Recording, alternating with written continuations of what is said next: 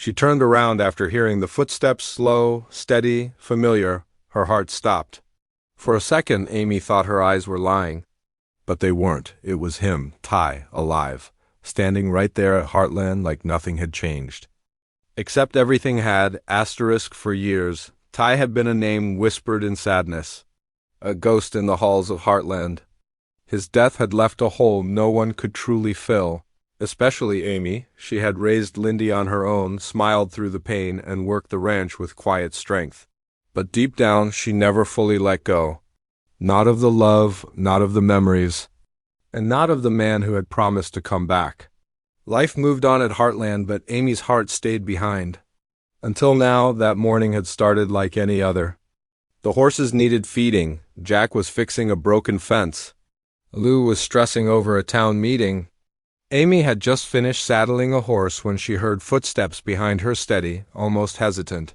She turned, expecting someone from the crew. What she saw froze her to the ground. Ty. Same eyes, same walk, same quiet energy. But older, weathered, changed. Her breath caught in her throat. She blinked, thinking maybe it was her mind playing a cruel trick. But no, he smiled. A small, sad smile that said everything at once. Amy didn't move, couldn't speak. For one long second, the world held its breath. Jack saw him next. He stepped forward, mouth open, but no words coming. Then Lou, then Tim. One by one, the family gathered in disbelief. And then came the soft voice of little Lindy, standing near the porch, looking at the stranger with curious eyes. "Mommy," she asked, "who's that man?" Amy didn't know how to answer. Her legs moved without thought. She walked straight to Ty, stopping inches from his face. Her hand reached out, brushing his chest, needing to know if he was real. He nodded. "It's me," he whispered. "I'm here." The shock turned to chaos. Questions poured out. Where had he been? Why didn't he contact anyone? How was this even possible? Ty didn't answer right away. He only said one thing. "There's a lot I need to explain, but not all at once." Inside the house, everything felt strange. Ty looked around as if seeing home for the first time. Amy watched him carefully. Was he really the same man? Was this a dream or a miracle or something in between? Jack poured him coffee, his hands shaking. Lou sat across the table, eyes full of both hope and fear. Then Ty began to speak. His voice was rough, tired. "After the surgery, something happened," he said. "I wasn't supposed to live, but I did. The doctors called it a miracle. But the people behind the hospital visit didn't want anyone to know. There was a program, something secret. I didn't understand most of it. I only knew I had to stay away to keep you safe." Amy's hands trembled.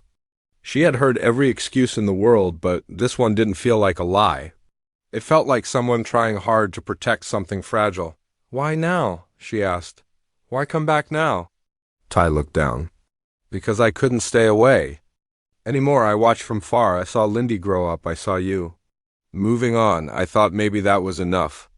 But it wasn't. I had to come back, even if it's too late." Amy felt tears well up. She didn't know if she should hug him or scream. The pain of losing him had carved deep scars. Was it fair that he could return just like that? Did she still have space in her heart for the man who had disappeared without a word? The rest of the day passed like a slow storm.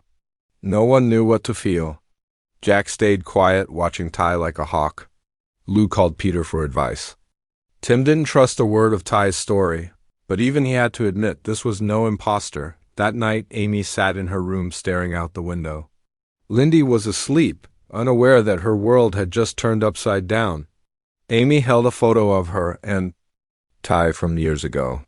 She thought of their first ride, their wedding, the day they brought Lindy home. Then she thought of all the lonely nights, the quiet tears, the years of wondering. Was this return a gift, or the start of more heartbreak? Outside, in the guest house, Ty sat alone, looking up at the stars. He had made it back to Heartland, but now came the hardest part. Earning his place again, rebuilding trust, and maybe starting over. And so began the most unexpected chapter of Heartland. A chapter written not in promises, but in second chances, asterisk some. Wounds don't bleed. They sit deep in the heart, quiet and heavy. And when the one who caused that pain walks back through your door, not with flowers, but with shadows, you don't know whether to run into their arms or shut the door forever. Asterisk, the days after Ty's return weren't like a fairy tale. There was no sweet reunion, no perfect closure, just questions and silence. Amy tried to act normal, feeding the horses, caring for Lindy, going through her routine, but inside, her world was spinning. Every glance at Ty brought back 1,000 memories, and every memory was wrapped in both love and hurt. Ty spent most of his time helping Jack around the ranch, fixing fences, feeding the cattle, watching Amy from afar. He didn't push, he didn't beg, he just stayed, quiet, present, as if his presence alone might somehow fix everything he broke. Tim didn't make things easy. One morning he walked straight up to Ty in the barn and said, "You think you can disappear, fake your death, and just show up like nothing happened? You think we'll all just pat your back and be thankful? You left my daughter alone. You left your child without a father. You're lucky I don't throw you off this land myself." Ty didn't fight back. He just nodded. "I deserve all of that," he said, "but I'm not here for forgiveness. I'm here for the truth." Later that evening, Amy sat with Lou near the fireplace. She couldn't hold back anymore. "It doesn't make sense, Lou. I buried him. I mourned him. I raised Lindy without him. And now he's back like it was all a test." Her voice cracked. "But the worst part? A piece of me wants to believe everything, wants to trust him." Lou put a gentle hand on Amy's arm. "You never stopped loving him, Amy, but love isn't always enough. You need the truth. All of it." Ty finally opened up one night under the barn's warm lights, with Amy standing across from him, arms folded, expression unreadable. "I was part of a post-op trial," he explained. "They didn't just treat me. They watched me, studied. I wasn't free. They said it was to protect my recovery. But it was more than that. I wasn't allowed to contact anyone. I didn't know what they were doing. I just knew if I tried to leave, I might disappear forever." Amy narrowed her eyes. "So you chose silence?" "I chose survival," Ty said, his voice low. "I chose the hope that one day I could walk back through that gate and see you again." His words echoed in the quiet barn. The weight of them pressed into Amy's chest like a stone. She didn't know if she believed him, but part of her saw the pain in his eyes, the regret, and maybe, just maybe, the truth. The next day, Lindy ran to Ty while he was feeding a foal. "Can I help, Daddy?" she asked. The word made Amy freeze. In place, it was the first time she had called him that. Ty looked stunned, but he smiled and nodded. "Of course, sweetheart." Amy watched from the window. Something in her heart cracked open. But just as that warmth began to grow, a black SUV pulled into the driveway. Out stepped a tall, confident woman, Dr. Evelyn Morrow. She was graceful, professional, and had an air of someone who knew Ty well. "Too well." Lou greeted her, confused. "Can I help you?" "I'm here for Ty," Evelyn said. "We worked together. He didn't say he was coming back this soon." Amy's stomach dropped. Ty walked over and gave Evelyn a quiet hug. "It's good to see you," he said, his voice softer than usual. Amy turned and walked away. That night, Heartland felt colder than usual. Amy sat on the porch steps, staring at the stars, her chest tight. She wasn't sure what she feared more, losing Ty again, or letting herself believe in him just to have her heart broken all over. Inside, Ty sat at the kitchen table. Evelyn beside him. They talked in hushed tones, old friends. Something more? No one knew for sure, but the timing was too perfect. Too suspicious? Especially when Evelyn smiled at Lindy and said, "So, this is your daughter." Amy didn't sleep that night. Because now, the question wasn't just, is Ty telling the truth? The real question was, is there someone else in his heart now? The peace at Heartland had cracked. The man she thought was gone forever had returned. But he hadn't come alone. He brought shadows, secrets, and maybe a new kind of storm. Asterisk, the heart doesn't always break loud. It cracks slowly, silently, while you smile through it. And as Amy watched Ty laugh with another woman, the man she once called her whole world, she realized something terrifying. He might not be hers anymore. Asterisk for the next few days, Heartland felt like a stage. Ty was there, present, helpful, gentle with the animals, patient with Lindy, but never fully with Amy. And then there was Evelyn, smart, beautiful, confident. She moved through the ranch like she belonged. She knew the horses, knew the land. And most painfully, she knew Ty. Amy couldn't ignore the way Evelyn looked at him. She couldn't unsee the easy way they spoke to each other, how Evelyn laughed at things Amy barely understood, or how Ty relaxed around her in a way he hadn't around anyone since his return. It wasn't just history, it was comfort.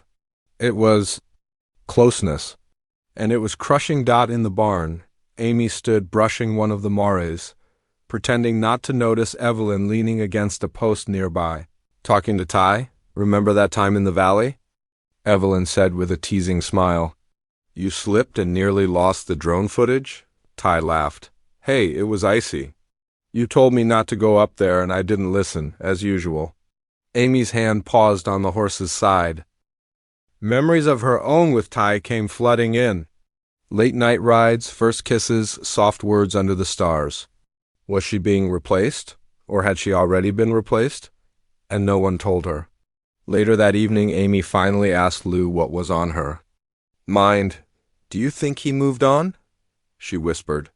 Lou looked uncomfortable. I don't know, but Evelyn seems close. I don't want to assume anything, but maybe you should ask him, Amy. Ask him, as if it was that simple. The next day, Lindy was playing with paints on the porch, drawing horses and stick figures. Amy sat beside her. What are you drawing? She asked. Lindy held up the paper. This is you. And this is Daddy, and that's the new lady. She makes Daddy smile. Amy's heart squeezed.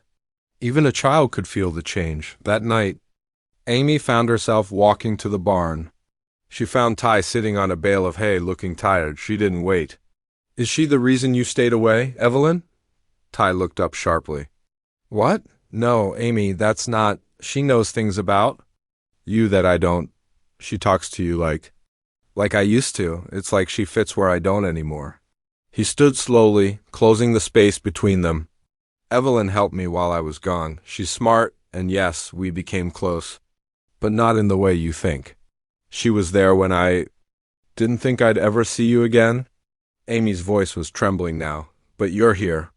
And I don't know what I am to you anymore. You're the reason I came back, he said, eyes fixed on hers. You and Lindy, not Evelyn. You. Before she could respond, the barn door creaked. Evelyn stepped in, eyes wide. Sorry, didn't mean to interrupt. Amy didn't say a word. She turned and left. Again, over the next few days, things grew more strained. Evelyn spent more time at the ranch. She helped Jack with a sick foal. She offered Lou advice about herd health. She even sat next to Ty at dinner. But everyone felt the tension. Amy was pulling away, and Ty, he looked torn. Then came the charity gala in Hudson, a fundraiser for local ranches. Amy almost didn't go, but Lou convinced her. You can't hide from this, Amy. You have to face it, whatever it is. She walked in wearing a simple black dress, her hair tied back. Ty was already there. And yes, Evelyn stood beside him, laughing with donors and shaking hands like a natural. But when Ty saw Amy walk in, his eyes locked on her like she was the only one in the room. Jack leaned in and whispered, He's not looking at her, Amy. He's looking at you. Amy didn't smile. She just walked across the floor and stood. Near the silent auction table, Ty followed. You look beautiful, he said softly. She looked at him. Tell me something honest. Do you still love me, or are you just here because it's familiar? He took a breath. I never stopped. Not. For a second. Even when I thought I had to let you go forever. Even when I thought it would kill me. Her eyes glistened, but she didn't speak. Not yet. The night ended quietly. Evelyn left early. Ty walked Amy and Lindy to their truck. Before they got in, Lindy hugged him and whispered, Come home soon. Daddy, Amy looked at him. And for the first time since he came back, she didn't see the past. She saw a man who had lost himself and was trying to come home, but was she ready to let him? The wind at Heartland carried no answers, just the weight of a choice waiting to be made. Asterisk. Sometimes the heart holds on even when the mind screams to let go, and sometimes when you finally speak your truth, the one you love is already walking away. But what if just once they stop and turn back? Asterisk. The next morning at Heartland was quiet but not peaceful. The storm between Amy and Ty had settled into something heavier than shouting silence. Amy didn't know what was worse, the ache of not knowing where she stood in his heart, or the fear that maybe she already knew. Evelyn had left a note before heading back to the city.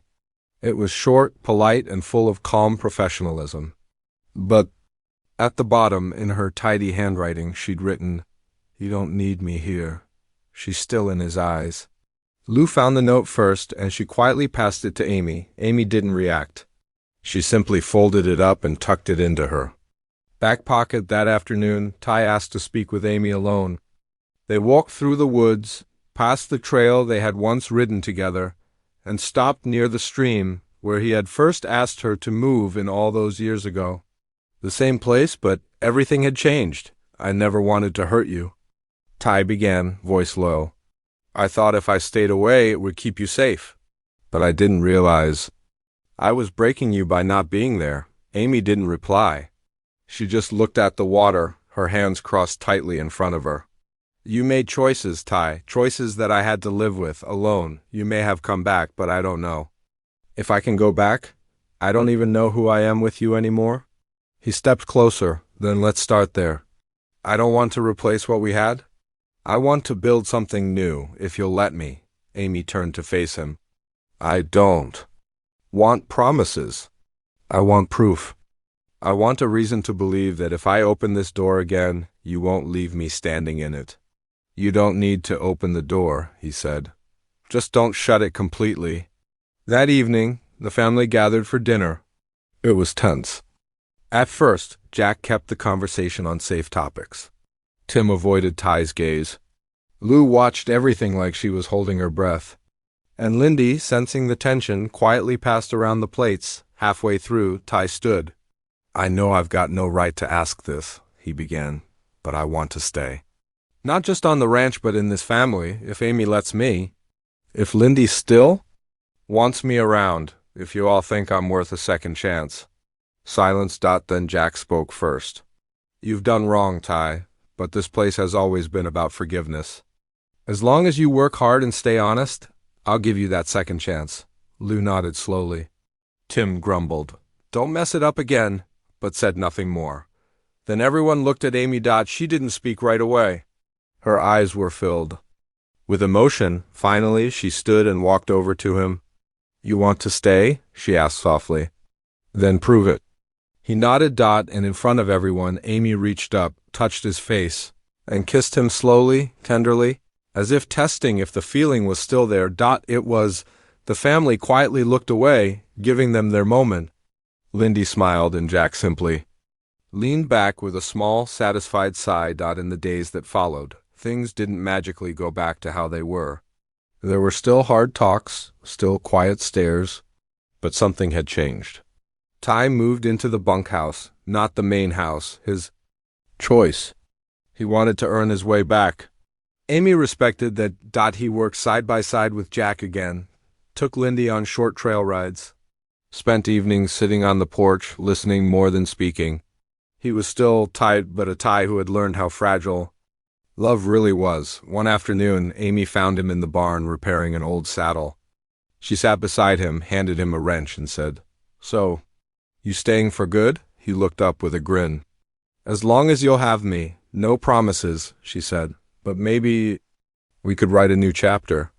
And so they did. Heartland had seen heartbreak, loss, love, and healing. But now it was witnessing something rare, rebirth. Not the return of the old, but the slow, steady rise of something new. Because love, real love, doesn't always come back the same. Sometimes it comes back stronger.